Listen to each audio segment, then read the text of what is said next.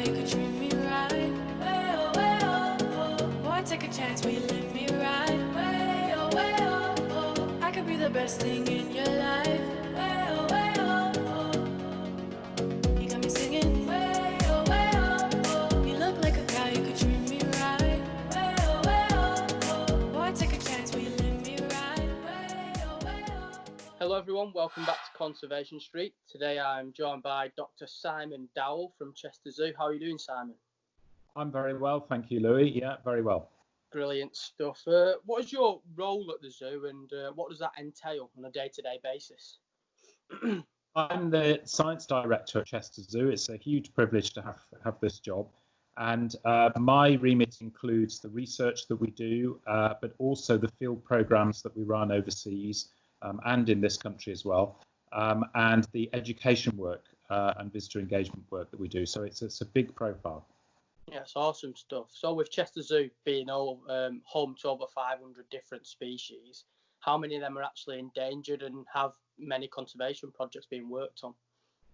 Yeah, no, that's a really good question, actually, and it's not a straightforward one to answer. So people talk about endangered species, and actually endangered is a category within what we call the IUCN Red List.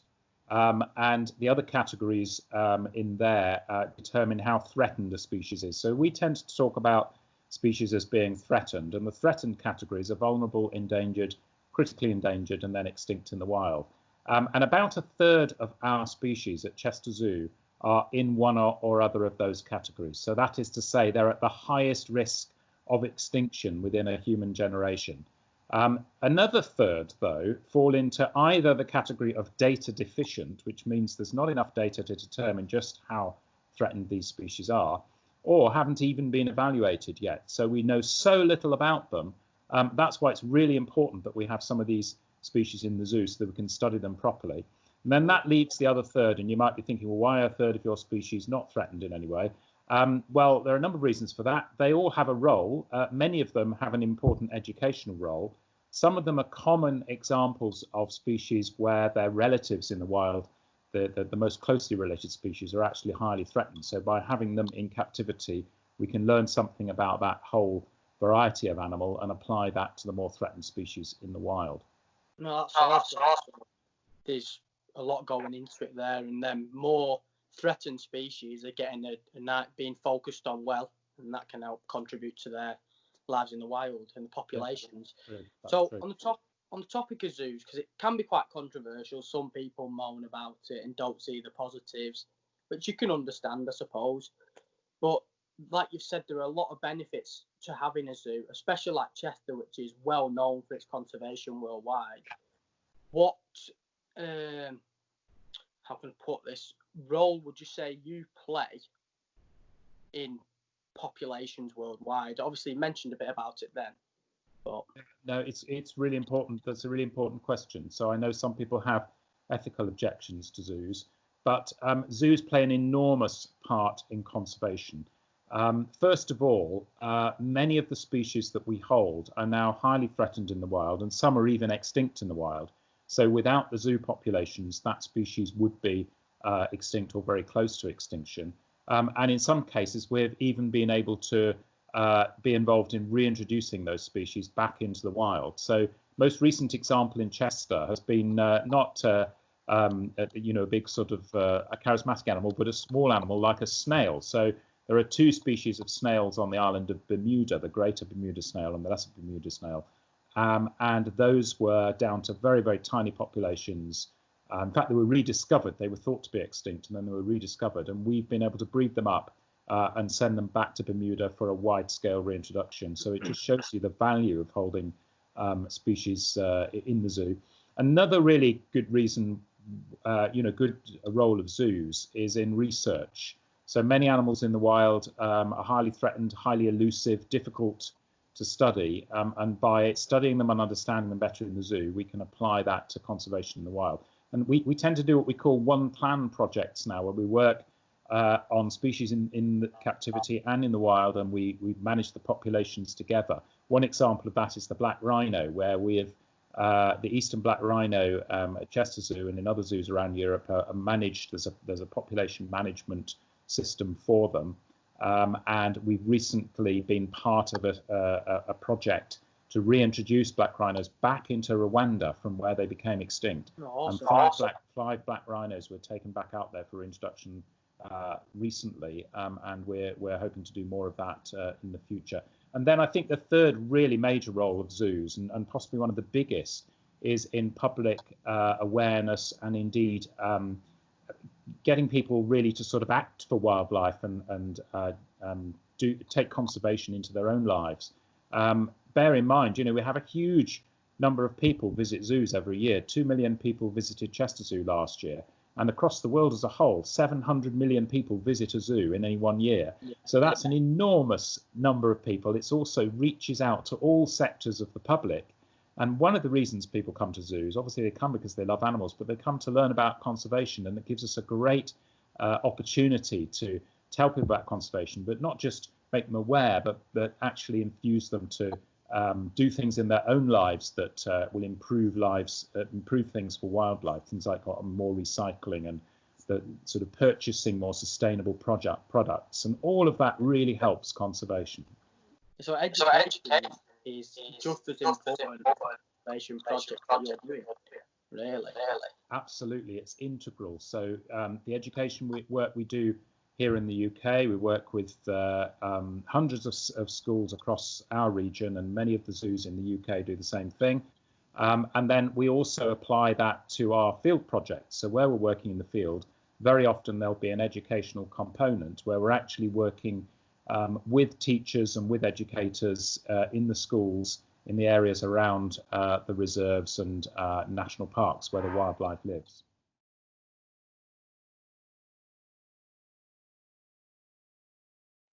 Well, at the moment, if you look at the projects that we run in the field, it's around about 70 across the world. Yeah, it's a good number in about 30 different countries altogether. We work in 6 regions across the world, mostly in the tropics, where biodiversity is under the most threat. But we also have a variety of projects here in the UK, and we're working particularly in our region, in the northwest of England and in Wales as well, to do things like we're helping the Vincent Wildlife Trust bring pine martens back into the wild in Wales, where they've been extinct for a long while. And recently we've been bringing large heath butterflies and carnivorous plants back to the peatlands and mosses of Manchester and Cheshire. So these are the peat bogs that have been largely destroyed over the last 50 to 100 years. And now the wildlife trusts are beginning to bring the habitat back, so we're helping to bring the species back as well. Yeah, no, they're under huge amounts of threat, and they've been exploited, and then sometimes fires get out of control. And of course, peatlands are really important for carbon storage as well. So it's one of those things where conservation is always about working in partnership. We don't do things on our own. So we're bringing the species components to that project. Others are bringing the habitat restoration and the hydrology, and together we can bring these wonderful ecosystems back, and hopefully people can enjoy them in the future. Yeah, brilliant. So it's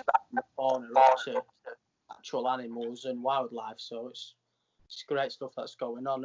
Is there any conservation projects that you've got planned for the future, any big ones that you can tell us about? Well, that would be giving away our secrets, wouldn't it? Well, the problem we have at the moment, I'm sure we'll come on to this in a minute, is we had all sorts of incredible plans, and of course right now we're having to review everything because the coronavirus crisis has caused some financial difficulties, and we have to look and see what we can manage to do in the future. But I will tell you about one exciting project actually that we have started on in terms of doing some survey work, and which shows promise for the future. And although we have to make some decisions on all these things, this is an area where I'd really like us to work in, and that's in Gabon in Africa. So Gabon is a country in West Africa that includes part of the Congo rainforest. It's one of the last of the world's great rainforests, and unusually it goes right down to the coast. So in some places in Gabon you can walk through forest and then walk onto the beach. And actually, things like elephants and Red River hogs and things all, actually go onto the beach as part of their daily lives.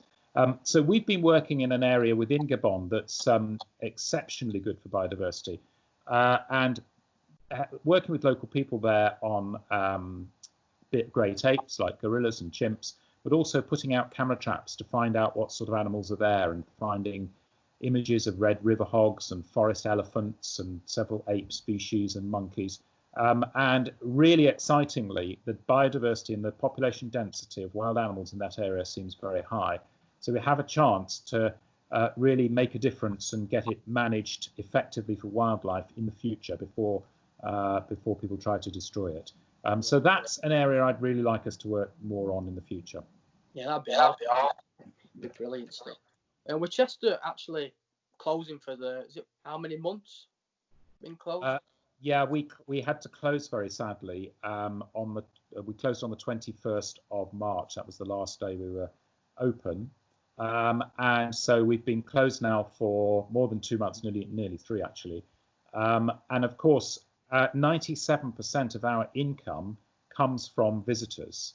So we are a charity, but we're also a really important business, and all of that income comes in, and then of course we have to make the income in order to make a surplus to spend on our conservation.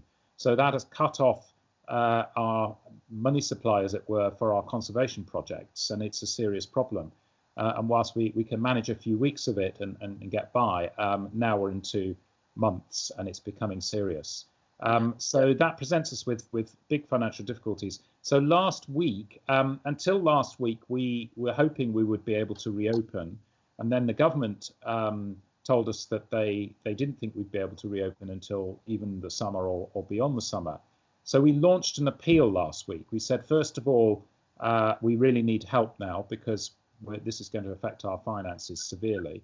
And secondly, we need people actually to try and get this decision reversed, because we couldn't understand why we were allowed to open, were not allowed to open, but and most of our areas are outside, and we have a large site, 128 acres, where people can disperse, and yet shopping centres and IKEA and places like that have been allowed to open. So we launched this massive campaign last week. We were absolutely overwhelmed with the support we've got. So we've raised, it's coming up to £2.5 million now, which is fantastic. But it does cost us £1.6 million to run the zoo every month. Wow. So although that's amazing, it actually buys us time rather than gets us out of the hole, if you see what I mean. So it's wonderful, and people are out there fundraising, and some of the people watching this may well have done that themselves. A huge thank you, and please carry on, because actually we do need more. But the other thing that people have done, which is wonderful, is many people have written to their MPs or put things out on social media, and the pressure that has put on the politicians has resulted in a change in the government position. And obviously we've been doing a lot of work behind the scenes to lobby government as well. And all of that has led to a change in that decision this week. So the government has now said that zoos can reopen as long as they have COVID secure plans, which we do have, to ensure that visits are safe and they limit the numbers. We don't open our indoor areas, so it will only be outdoor areas only. But we are going to be reopening from Monday, pre-booked tickets only. So if you want to come, you'll be very welcome, but you need to book your tickets online first.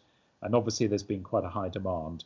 But we're very excited about that, because that enables us to at least start getting back on the road to recovery. Yeah, that's great. I mean, it's great to see the support that the zoos have, really, isn't it? It is, and actually there was a debate in Parliament yesterday. One of those things where I wouldn't normally do this, but I tuned into the BBC Parliament channel, which normally sends you to sleep. But there was a debate on zoos and aquariums, and it was one of the most well-attended debates of that sort for a very long while. And many MPs from all sides of the House gave passionate speeches, mentioned the local zoos and safari parks in their own constituencies. There was a lot of mention of Chester Zoo. Our MP in Chester spoke and was very complimentary about the work of the zoo. And what was really encouraging was that the MPs were really aware of the conservation and the education and the environmental campaigning work that we do Very often when people talk about zoos, they talk about the animals and they talk about a nice day out, but they don't recognise the fantastic work that zoos do for conservation, education and campaigning. And that was really well recognised in Parliament yesterday, and I know that the public at large are also more aware of it too. Yeah, brilliant. Also, the zoo's been, which I think's been brilliant, is doing the live on Facebook to try and keep people interacting with the zoo, which was great stuff. Where did that come from, or is it just we've got to keep it alive, so we've got to keep people watching? Yes, it really was that. I mean, we came up with that idea. One of the my fellow directors actually came up with that idea in week one of lockdown. You know, it was like, oh my goodness, we're not open, we're all in our homes. What can we do to cheer people up and also continue to promote our work? So obviously during lockdown, the animals still have to be looked after and fed, and animal welfare is our top priority. So we haven't compromised on that at all. So that means our keeper staff, the staff who look after the animals, the keepers, have all been working continuously, actually working even harder than ever to maintain animal care and welfare.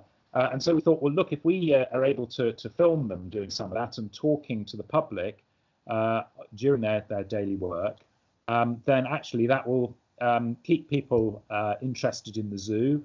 And what's more, we can put out some conservation messages. We can educate the public a little bit about animals.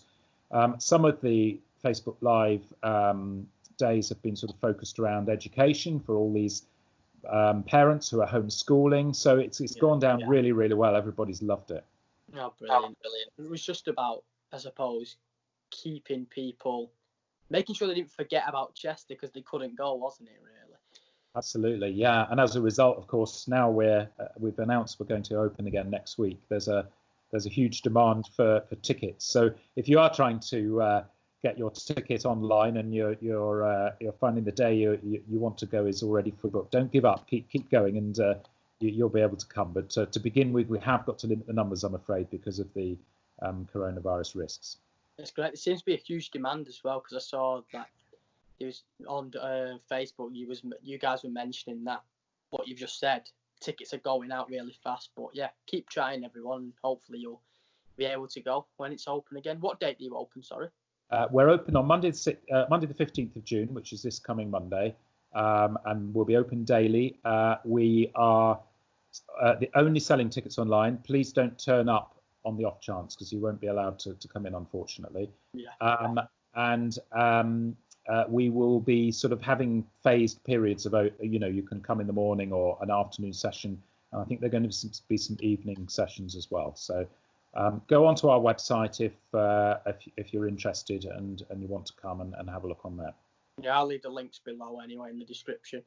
Now let's move on to wildlife conservation itself. What do you think the future holds for it? Do you think we're heading in the right direction? Is there anything else you would like to see happen? Obviously, there's always more to do, but you personally, what are your views on it currently?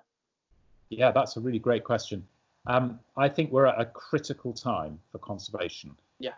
First of all, even before the coronavirus crisis happened, we were all very aware of the environmental crisis. A lot of that's framed around climate change, but alongside climate change is the biodiversity crisis, the loss of the diversity of plants and animals across the planet. And the two things are inextricably linked. If we lose our rich and varied forests around the world, then that many of those are carbon sinks, so it increases the amount of CO2 in the atmosphere. So all of these things are closely linked.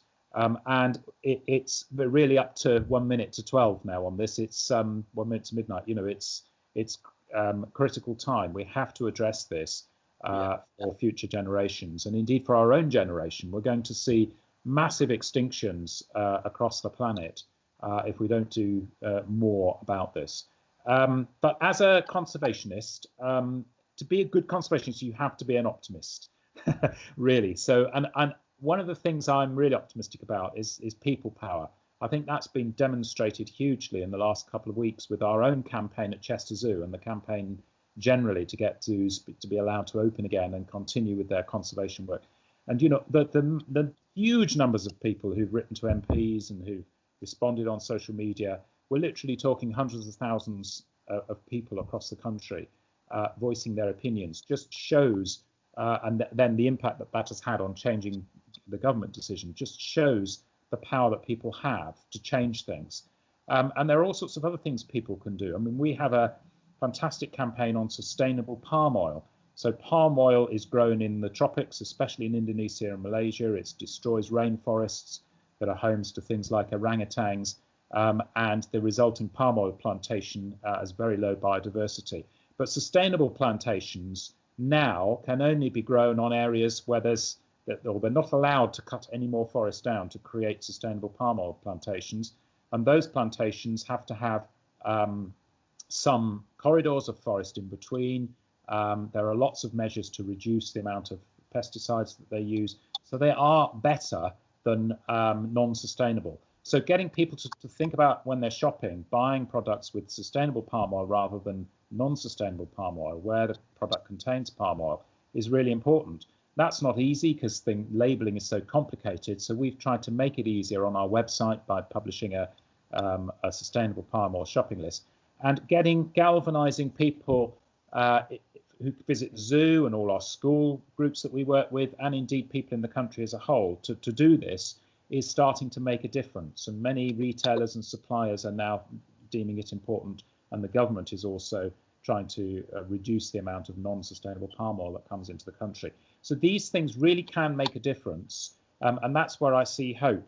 And then I think if you think about the current crisis that we are in, then that actually presents us with a huge opportunity. We're hearing now about, as we recover, building back better is a term that people are using about how, we need to learn from our experience. One of the things we need to learn from is that this virus appears to have crossed the species boundary. It's come from wild animals. And why has it come from wild animals? Because they've been exploited. So it possibly came into wet markets in China, we think, although it's not certain. But also, it's not just the direct exploitation, it's exploitation of the habitats that then weakens the populations and breeds even more disease. So all of these things, actually, I would say that the coronavirus epidemic, a pandemic, is actually a consequence, another consequence of our environmental destruction of the planet.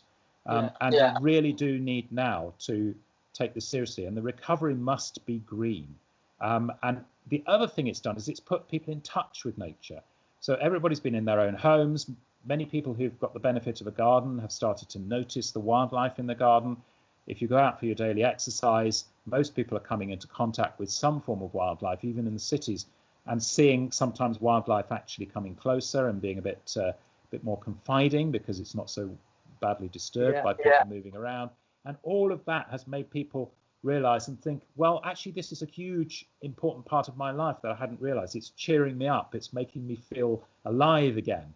And we need to harness that, because actually, I firmly believe that nature is vital to our own survival.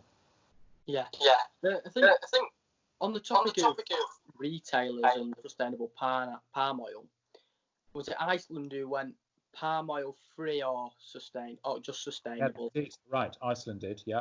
And then they've been showing great support, because haven't they adopted the penguins at Chester, was it? Yes, you're quite right. It's great as you bring that up, actually, because we had an interesting dialogue with Iceland about a year and a half ago when they were launching their campaign, actually. Our campaign had been around for a while, but they were launching their palm oil campaign. And of course, their view was they wanted to go palm oil free. They had, good reasons for that.